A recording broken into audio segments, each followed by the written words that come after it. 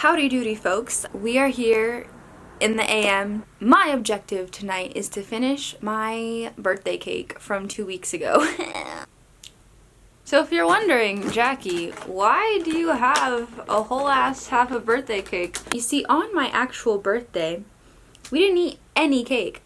All night we were just like, oh yeah, there's birthday cake. Oh yeah, there's birthday cake. Oh, remember there's birthday cake? So now I'm here with half a birthday cake. And I'm gonna try and finish it all on my own. But the thing about this cake, that it's super fucking rich. I usually don't have more than like a very, very tiny slice.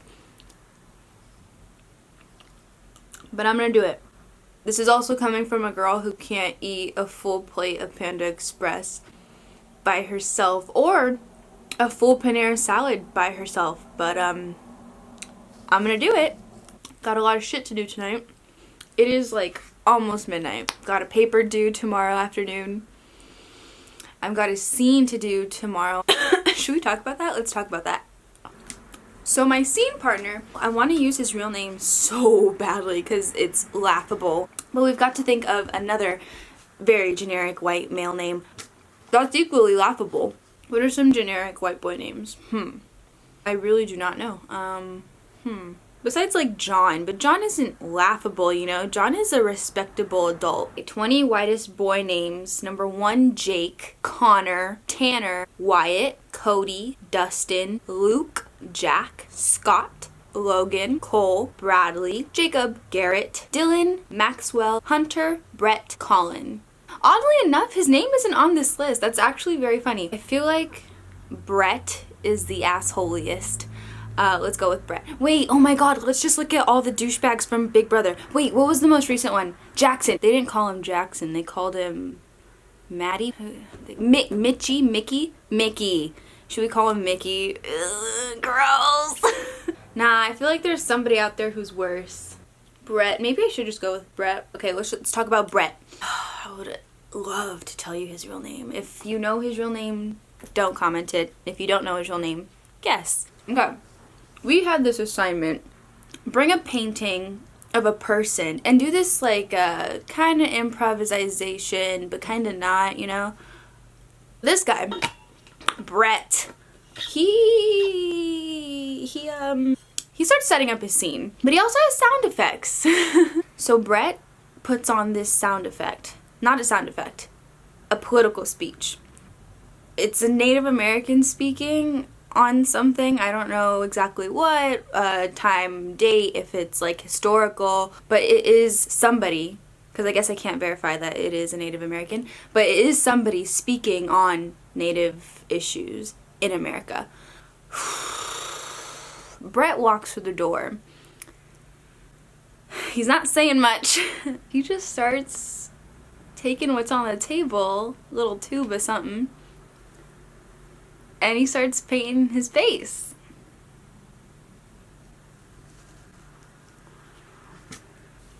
Drew starts painting his face. I'm looking left to right.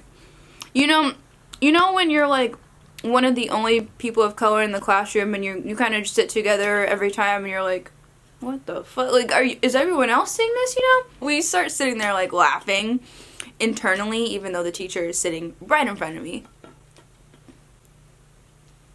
Some words come out of his mouth. Well, if you could call it words. He starts to grunt. And when he's done with all that, his face is painted. And the professor was like, incredible. I could really feel your power. Oh, I just felt it. What did you think, class? How did you feel this energy? Ugh. Theater people, we have a bad, nasty habit. People in the space of the theater use words like tribe, powwow. A lot of like workplaces use the term powwow. It's just, shut up. Like, that's not what it is, and that's not what we are. So then the professor asks Brett, she asks him, show us your painting. A painting of a Native American with the American flag painted on his face.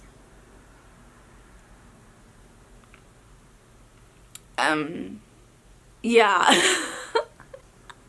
It's just, So another class period comes by. She tells us to revisit our characters from our paintings. He does an improv with some other dude. He starts saying words, like actual words. Well, no, not words. He says a single word, hungry. He just grunts, says hungry. What? I barely made a dent in. So then our professor sends out an email telling us our scene partners, and I'm like, cool, whatever. I don't care who I get, as long as it's not Brett.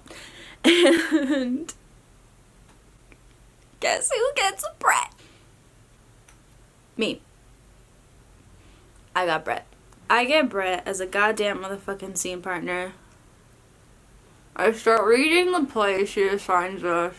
Fools for Love by Sam Shepard. Our characters are in love, as suggested by the title. What the title doesn't suggest when it says fools is that, we're half siblings. Do I look?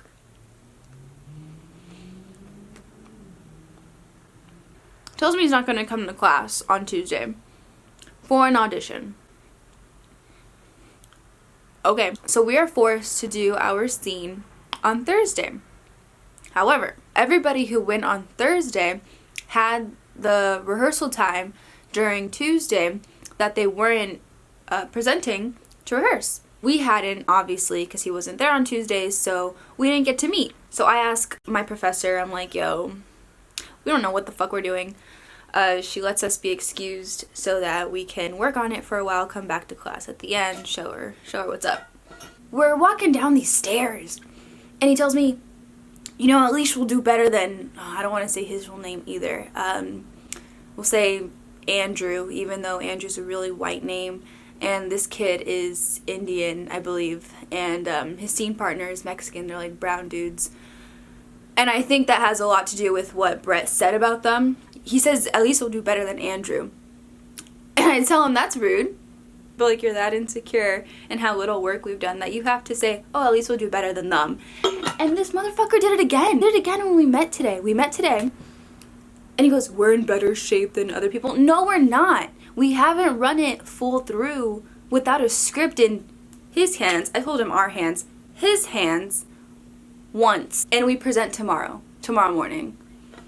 We go out to the courtyard, run it, everything's fine. Like, it's all chill, you know. Okay, I think I'm gonna put this away for a hot sec. I might bust out a salad. I promise I'm gonna get back to the cake. I promise. Where were we? Okay, so we meet again and rehearse for the first time, pretty much. So we're going through it. And I'm trying to get this thing blocked. I'm like, hey, let's go through the whole scene line by line.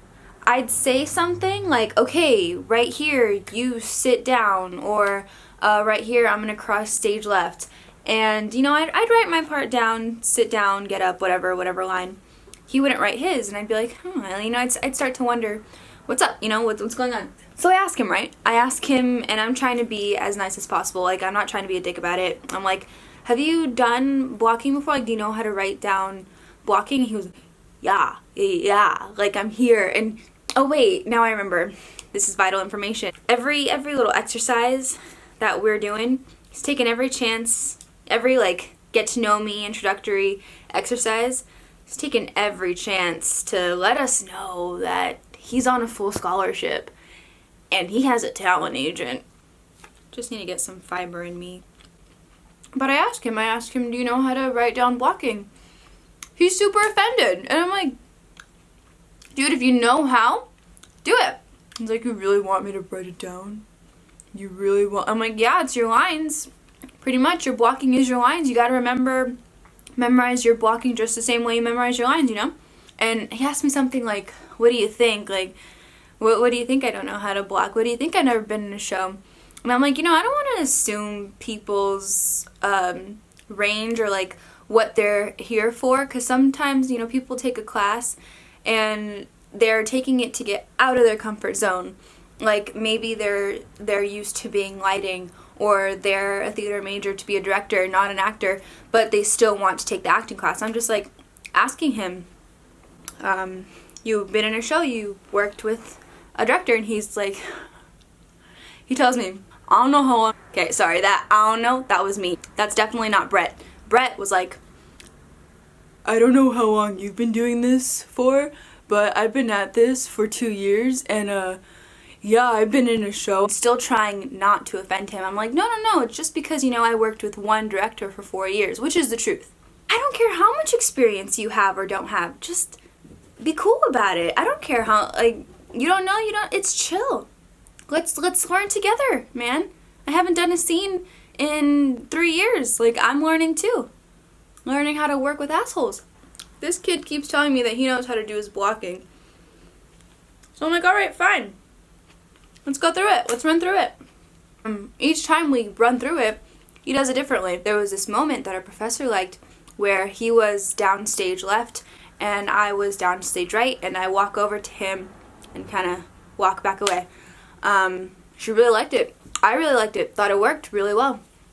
Next couple times that we worked the scene, he's not where he's supposed to be. I'm like, dude, you're supposed to go over there. Like, why are you next to me? We can't have that moment anymore. So eventually we start getting into a fundamental disagreement on what blocking is in comparison and in relation to stage directions and whether or not it's necessary.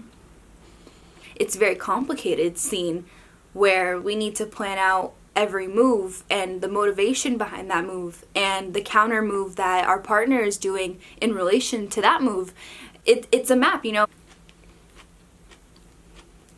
And I'm trying to explain to him, like, our stage directions are not our blocking. Our stage directions give us clues as to what kind of blocking is necessary.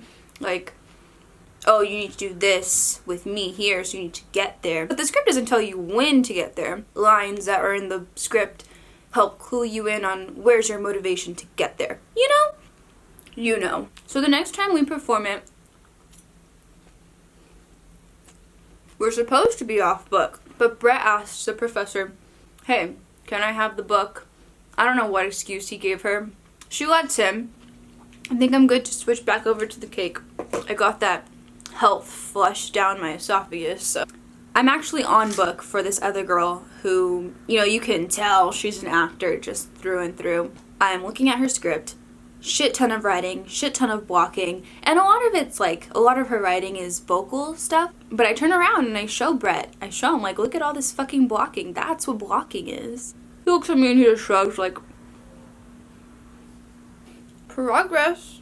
I may cheat and leave the crust because the crust is a frosting crust and I can't do that. After talking to other people in the class, like, everyone picked up that weird ass creepy dude vibe from him. I'm really pissed off that the professor didn't, 1, pick it up, and 2, give him to a guy. It just really sucks on my part because these are classes that should be beneficial to me. Not because I'm working with an inexperienced actor, but because I'm working with an asshole. It's not beneficial. I didn't want to meet with him again and have that same argument about blocking, so I just emailed the professor. Please help us get more control over the scene to the point where we know what we're doing and where we're crossing and when and what our motivations are to do so. As in blocking. The amount of times I've said blocking in the past couple weeks is just really exhausting because that's how much I've been complaining to him to other people. We met with her. We did not get past the first couple lines, dude. We opened the scene the way that the play opens with his big old monologue, and she says, you know what, suggestion? Cut the monologue. That's when you know it's bad. Because he still has the script in his hand. We're presenting tomorrow morning. She starts giving us what she called intimacy training. Last class after we did it, she had us do this exercise where we just told each other over and over again in front of the class, wasting so much time. We just told each other, I can be hurt by you. I can be hurt by you. I can be... And I was just sitting there, like, giving him the same tone and inflection each and every time because I was really pissed off. How, like, little people skills do you have not to realize how uncomfortable I am? And this isn't an acting thing. This isn't me uncomfortable in the space, like, in the role. This is me uncomfortable with the person. Like, You can just tell, because she told us, look at each other. We don't want to fucking look at each other. She's telling him to pull my hair back. Just like this. Pull my hair back, you know? Just kind of brush it that way, you know? He pulls it. Where did you get lost in translation? Where she's showing you just kind of, and he pulls it. What the fuck, dude? She told him to do something else, and he grabs my neck. Grabs it. I'm just like, dude, you're not my dad guiding me through a grocery store, making sure I don't get lost. Like, why is your hand on my neck like that? And he starts feeding me the lines, and I'm like, why are you yelling at me? It was just the creeps, you know? And she kept telling him, you like her. You know, like, you're there to get her back. So we meet again today. I desperately wanted, like, a friend to be there in the room. We hadn't rehearsed it in an enclosed space alone. We get into another argument. I ask him, do you know your lines? Yes or no? Because last time we did it, you still had a script in your hand. He goes, yeah, I just had the script in my hand for the stage directions. And I'm here thinking, you don't know it then. It's 5:30 at night, and he tells me that he's been awake since 5:30 in the morning the previous day. I don't care. I swear to God, I don't care at this point. Like, I keep asking him, yes or no, do you want to do blocking or do you want to improv it? Because we've been improving it. We don't have the blocking, any blocking. And he goes, no, yeah, we're going to do the scene full out. Let's go through it. Because, again, hadn't done that. We still have not done that. We have not done the scene full out without a script in our hands. So we start doing the scene, and he's pacing. And I'm asking him, dude, are we doing the scene or not? Like, do you want to just run lines and then go into the scene? And he says, well, we don't have to do the scene at all tonight. And I'm like, yeah, we do. We're performing it tomorrow, and we've never done it full out ever at all. So he goes, okay, let's try this again. We try it again. We start over again. And at this point, I've convinced him we're cutting the opening monologue. Because I asked him, do you have it? He starts. He fumbles his lines. I'm like, fuck, no, we're not. No, cut. It's gone. It's out. That's my final say, and you're going to listen to me. He goes, look, I'm tired. I'm not going to do it. And I go, okay, well, this is a waste of my time. Because I have a paper due, and I have a show to work. So I left. So we're going to see what happens tomorrow. If it's that catastrophic, I'll let y'all know. I am back from class, and we diggity done did the scene. Coming back to this cake here. I'm also very hungry because I pretty much haven't eaten since last night when I was eating this cake. I was staying up to write my paper. I still have to print it right now and turn it in. I start to get to bed at 5 a.m. and I'm like, you know what? I should run my lines. I start to run my lines. And then I can't sleep because I have too much energy. So for the scene, I was definitely sleep deprived. We were the only group to have issues memorizing lines. I was able to get to the building early and meet with him and work from 8:30 to 11. Dude does not know his lines. But dude tries telling me for the billionth time. He tries to tell me, like, we're in better shape than Andrew. And I'm telling Brett, I don't care. I don't care what kind of a shape they're in. You need to stop worrying about them. And it pisses me off because I think the line fumble that we had looked like it was my fumble. As we had that awkward silence, you know, that like, silence. I was thinking, oh my God, how do I cover? What's the next line? And I couldn't remember that. I'm just gonna say I had part to blame because I didn't know how to cover. I was super, super nervous. You could tell by the look on my face. I was also using that one breathing technique. So I used this breathing technique because my heartbeat was just going and going. And when we had our little fumble, my friend, he tells me, Jackie, calm down. It reminded me so much of before I would do an actual show, just kind of like having to hold me, like, Jackie, it's fine, because I'm saying over and over again, I remember just saying, oh my God, oh my God, oh my God. And in my head, I'm simultaneously doing that, oh my God, oh my God, oh my God, and shut the fuck up. A lot of my anxiety today had to do with not feeling prepared and not having trust in my scene partner. You know, I don't think I've ever not trusted anyone so much in a scene. It was just god-awful. You could tell I was miserable just sitting there. We started over again, and it was moving fine, like the flow was fine and everything, I think. I didn't know whether or not he was having line problems or not. I was shaking from coffee and from lack of sleep. It was trash. It wasn't trash, I just wish I could feel it more. I couldn't feel it because I was just like, God, I want to get this over with, and now it's over with. Definitely made me wonder, how are you gonna be like when you're working with a director? He was such a child, 40 years old. He's 40 years old, and he's such a child. I feel like the kid in Matilda. Once again, home from rehearsal. I'm just so determined to finish this goddamn cake. Even though I haven't slept yet, 24 hours. It's been over, has it been? I woke up yesterday at like 9, I think. You do the math because I'm not a STEM major. You know what I was thinking when I was walking up to my apartment? I'm too old for this anxiety shit. I felt it so much this morning with the scene. And of course I've been feeling it all my life, but I don't think I've ever been so comfortable using the word. My entire life I just said, oh, I'm nervous, I have extreme nervousness. And I still don't think I would use the term around my family. But I have decided I'm too old for it. Grow the fuck up. You're 21 years old. What are our thoughts on Disney Plus? I know we all talked shit about it at one point or another, but I don't know, I kind of want it now. I would watch Cheetah Girls on repeat. Oh my god, go figure. Y'all remember that? That was my favorite. Oh my god, I need water. Disney Channel handled some serious shit that we didn't even realize we were digesting. Like, we were really digesting a young girl in a struggle between femininity and masculinity and being comfortable in both spaces. And like, I can relate, especially as a young kid. I was a super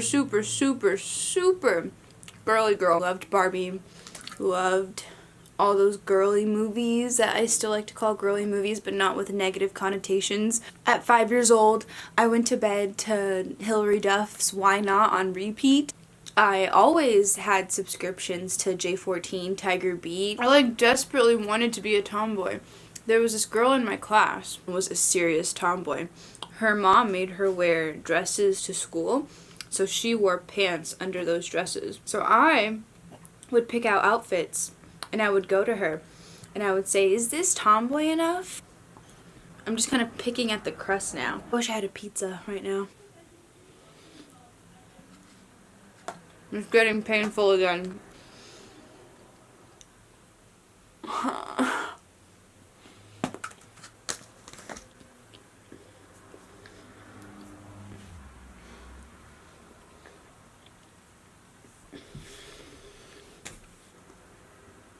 Let's argue.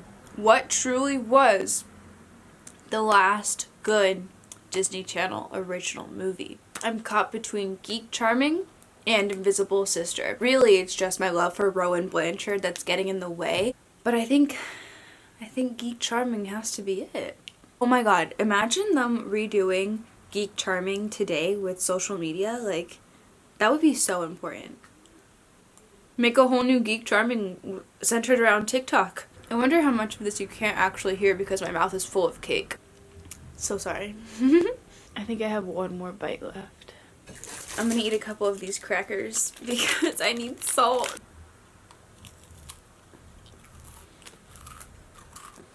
There's just so much bread. Screw it, because my body doesn't want it.